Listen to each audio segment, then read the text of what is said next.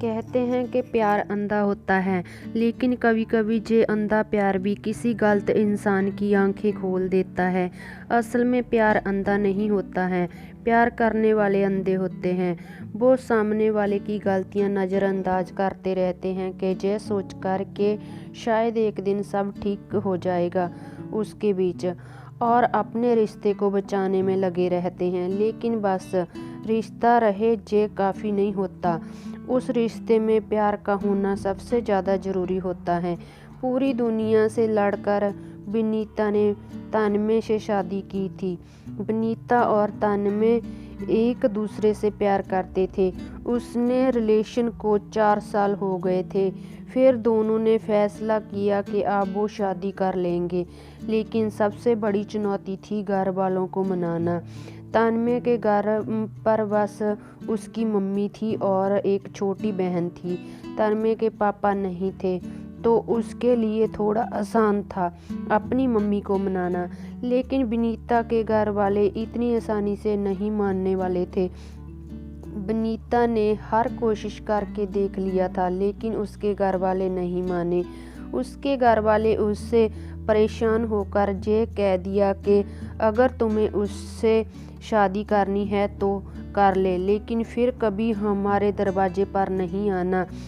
उसने ये बात तन्मय को बताई थी। तन्मय ने कहा कि अगर तुम सच में मुझसे प्यार करती हो तो मैं हमेशा तुम्हारे साथ रहूँगा, हर परिस्थिति में तुम्हारे साथ रहूँगा। विनीता ने बहुत सोचा इस बारे में।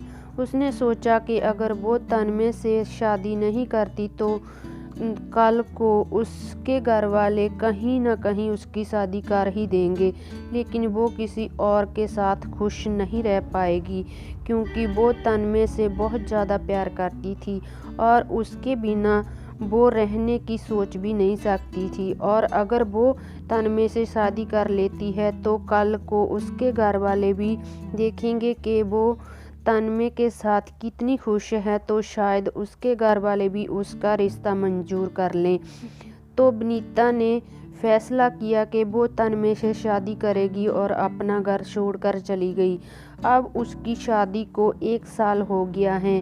सब कुछ अच्छा चल रहा था। फिर हुआ यूँ कि तन्मय जिस इलेक्ट्रिकल कंपनी में काम करता था वो किसी कारण बंद हो गई और तन्मय की नौकरी चली गई। इन सब के बाद उनके घर में बहुत मुश्किल वाले दिन चल रहे थे। तन्मय दूसरी नौकरी ढूंढ रहा था, लेकिन कहीं भी बात नहीं बन रही थी। विनीता ब्यूटी पार्लर चलाती थी और उससे जो पैसे आते थे वो तो उसी से उनका घर चलता था। तन्मय बहुत ही परेशान रहने लगा। वो रोज़ शाम को दारू पीकर घर आता था और घर में हंगामा करता था। विनीता उससे कितना समझाती थी कि नहीं किया करो, ऐसा सब ठीक हो जाएगा, तुम्हें जल्दी ही नौकरी मिल जाएगी, लेकिन तन्मय उसे डांट कर दूर कर देता था। ये सब से विनीता भी बहुत परेशान थी कि मैं अपना सब कुछ छोड़ के तन्मय से की थी और अब ये सब हो रहा है। उसे उसके मम्मी पापा की याद आने लगी, लेकिन वो उनसे बात भी नहीं कर सकती थी। खुद घर छोड़कर जो आई थी, 1 महीना हो गया था, कुछ ठीक नहीं हो रहा था। तन्मय रोज़ दारू पीकर आता और रोज़ घर में हंगामा करता। उसकी माँ और बहन ने भी कितना समझाया उसे। विनीता भी अपने हिसाब से तन्मय के लिए नौकरी ढूंढ रही थी। एक बार विनीता ने तन्मय की नौकरी एक इलेक्ट्रिशियन दुकान में लगवाई थी, लेकिन उधर उसका मन नहीं लगा और 15 दिन में ही उधर से नौकरी छोड़ दिया। उस सब के बाद भी विनीता तन्मय के साथ प्यार से पेश आती थी। तन्मय पूरा दिन घर पर ही रहता था और विनीता पूरा दिन ब्यूटी पार्लर में काम करती थी। शाम को जब वो घर आती तो सबके लिए खाना बनाती और घर का काम करती थी। तन्मय विनीता से ज़्यादा बात भी नहीं करता था। अब विनीता से जो जितना होता वो वह सब कुछ करती थी। बहुत दिन बीत गए थे।